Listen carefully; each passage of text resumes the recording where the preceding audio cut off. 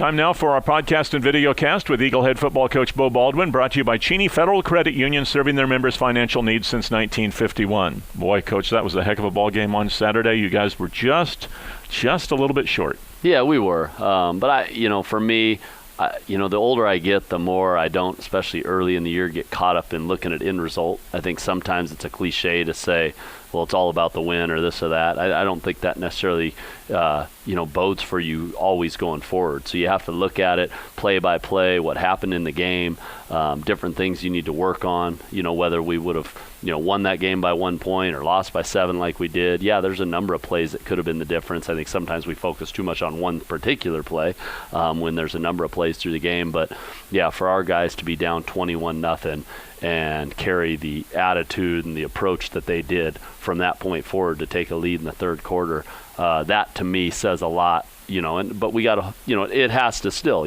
every opponent on the way doesn't care about that. But for me, I care about that because I think that, bodes for some good things going forward with a ton to work on. But my point is, hopefully we look at it like there'd be a ton to work on, even if we figured out a way to get that last onside kick and win the game by 1 point by going for 2. Who knows? We win 60-59. Does that erase the first 57 minutes? No, those are exactly what they are. So we have to grow from that, both good and bad, and move forward. So just judging by what you say, had you gotten that onside kick, had you gotten that ball into the end zone, you would have gone for 2 to win it and not go to overtime? Yep, we would have gone for 2. At that point, I think that's the call to make. You don't want to, you already were banged up. It had been a tough physical game for 60 minutes. Yep. You couldn't really play for overtime there. You had to play for the win, I would guess. Yeah, and I had an idea of and I think it comes down to, too, if you have a certain play you like. I don't just want to throw one, just throw one against the wall and hope it works. But I had something in mind that I thought if we were in that situation that I felt like was pretty high percentage. And I've been hearing a lot of talk about onside kicks. First thing we wanted to dispel, the first one that they said was an onside kick was just a missed kickoff by your kicker, right? That wasn't designed to hit one of the front men on the return team. No, not with a minute 20 right before half. I didn't want to give them field position. We wanted, we wanted our field goal to be the last points of the half. So by no means, we just mishit it. But our defense did a great job there of then forcing them to punt. Otherwise they could have taken a 2-score lead going into half, and instead it was only a 1-score lead. And so the first real onside kick, that was something that you guys had been seeing for a while, and that was a calculated risk. Oh, without question. I'd do it again every time when you watch it on film.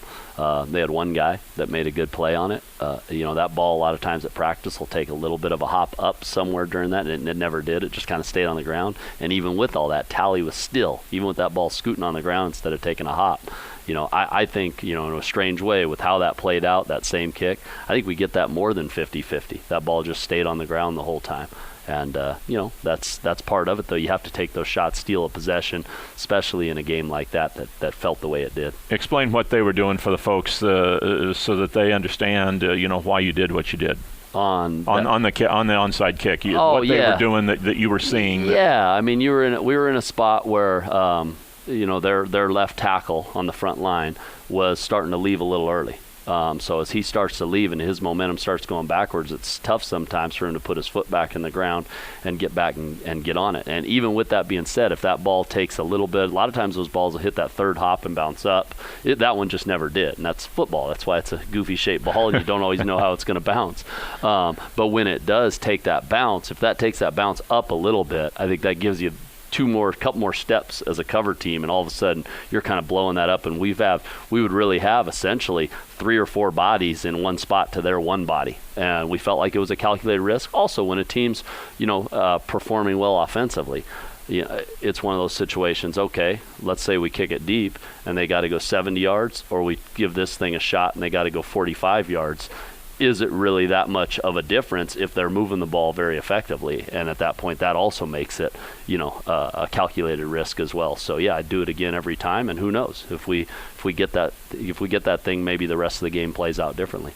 Vernon Adams, obviously an outstanding performance, and the toughness and the leadership and the grit that he showed playing through the cramps and the things that he has to deal with on a fairly regular basis. And we'll talk about that in a minute. That it's not a deal of the training trainers and he aren't given it. It's not a water or a banana-based thing. We'll talk about that in a second. But just the heart and the determination he showed was amazing. Oh, yeah. I mean, he keeps exceeding some things that I thought were possible. And I know he'd be the first to admit, but give all those numbers up. And even the numbers aren't what I'm talking about even with that. But he'd give them all up for a W, but that's part of his mindset. He wants to do whatever it takes to win, gut through things. I mean, he was struggling in that second half in terms of, cramping and struggling moving. So all of a sudden he stayed in the pocket a little bit more, and did that and still found a way. And we only had 4 possessions. In the second half. It was kind of weird the way that worked out. They really grinded the clock more than they did in the first half. So we only ended up even getting the ball to start. We only ended up in 4 possessions and scored on 3 of them, and obviously had the 1 turnover on the other one where we got down into the red zone. But yeah, his determination, his guts, and his grit just to make a play, and then his mindset.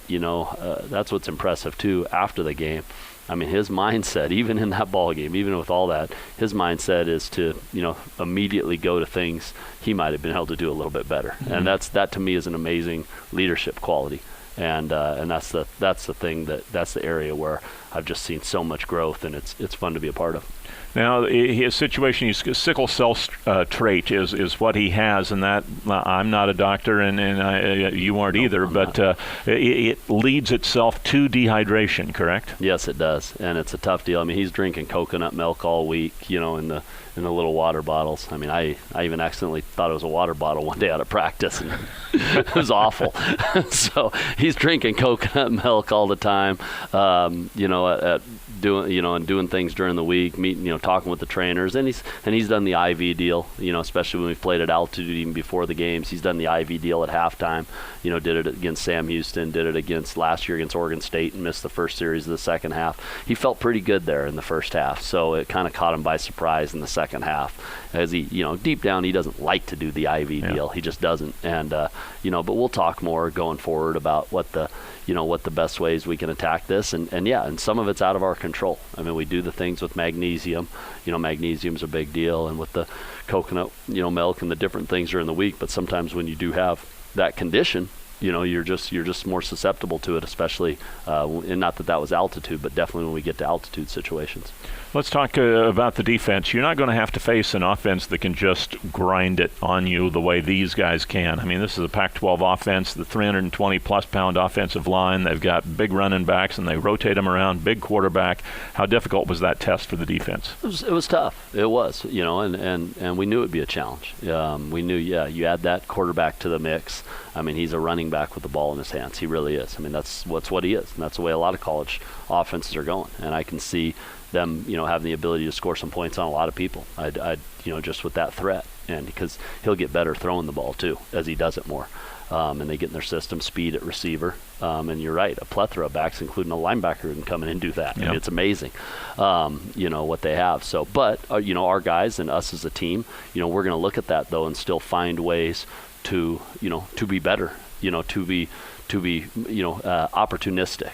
I think a lot of times offenses these days, they get in these rhythms and their speed. So, it's not as much huddle and grind it where you're getting as many maybe 3-and-outs. Teams are moving the ball more consistently, especially the 20s to 20 to the 20. What we have to find ways to kill drives with that turnover. That's something we've lacked. So we're going to keep pushing that and working on it and finding ways we can be better in that drive with a turnover, to be better in the red zone.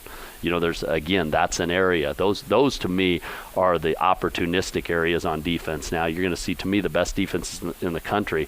You're not going to look at total yards. You're going to look at how opportunistic are they at taking the ball, when there's an opportunity to take the ball, or getting that stop, or selling out in the red zone to get that stop. Those are the areas, and then getting off the field when you do get them in those third and long situations. But those are where I know we can improve on, even against the likes of a Pac-12 opponent. You have also 3 true freshmen playing there on the defensive front, and they're not going to be quite as heavy maybe as some of the the juniors and the seniors. Injuries has kind of dictated that for you a little bit. Those guys all played great, but still you're looking at 220-pound ends instead of 240 or 50 pounders, which they'll be in a couple of years. Yeah, no, it's tough and it's a challenge, and you know what, those guys are going to be better. We're going to be better for it. The Saugans of the world, the Forstells of the world, Pat, all those guys that are in there, in their plan. I know Zuzi out at corner only played a little bit before he had his MCL, but we're going to be better for it. We will, and we're going to go through some grinds and some growing pains, but never is that going to be a reason. Never is that going to be an excuse ever. We can be just fine. We recruited good young players for a reason. They just have to play a little bit quicker. I would say the same on offense. I expect Terrence can go out there and make plays in this conference if he's asked to start. I expect that, if anything were to happen and Jordan West were to come in and play, we have no excuses for our offense not to move. Or whatever it might be, so that's my feeling towards it is that yeah, it was a tough challenge, and I know it was for those guys, but you know what, they competed. Yep. They did, they competed their tails off. They're going to learn from it. They're going to grow from it. They face some of the biggest, fastest, strongest guys they're going to face this year, but even in our conference, we don't want to get caught up. You can't start going, now we're past about, a year ago we beat Oregon State, and then we got handled a little bit when we faced Toledo and Sam Houston 2 and 3 weeks later. So, it's quick to know that things are coming, and then in conference play, we're in a grind at North Dakota. We're coming down to the wire at Portland State, even after we beat a Pac-12 team. So whatever's happened so far, there's positives come out of it, but we still have a tough road ahead of us every week. And our guys know that. Bye coming at a pretty good time, I think, because you had a lot of guys dinged up at the very least in that game, and a couple of guys hurt pretty seriously. Yeah, we did. We had some guys dinged up and some guys, like you said, hurt pretty seriously. So, and I felt it even before the game that this bye was coming at a good time. But we still have to make sure we're getting work with this bye. And it may not be collision work. It may not be that might not be the best recipe for having success against Montana State and going forward, but definitely work during the week. Getting 3 lifts in, getting a lot of stuff technique-wise on the field, cleaning up some special teams things, doing a lot of stuff where we're going to get work from Monday through Friday this week. But all the while, some of the guys are going to get crazy amounts of work from a treatment standpoint, pool work, rehab work, stuff like that to get them to that spot. So. But yeah, it is. It's a good spot for a bye. Is that what you do this week? You practice 5 days, but not a lot of collision during it? We're going to get 3 days of practice, but even on the 2 days that we don't practice, we're going to get lifting, conditioning, possibly some pool work. So there's going to be still Monday through Friday, still 5 days of stuff we're going to get done from a football standpoint. Or, even if it's not, only if 3 of it's on the field, there's going to be stuff we're doing. Coaching-wise, what are you doing this week? Do you take the time to do the self-scouting that you talked about, and are you already starting work on Montana State? Yeah, I'm probably a little bit more geared towards Montana State. There'll be some self-scouting, but it's we're only 3 games in. I'd almost rather get to be 5 or 6 games of data and then go second half of the year usually with a self-scout more so than 3 games in.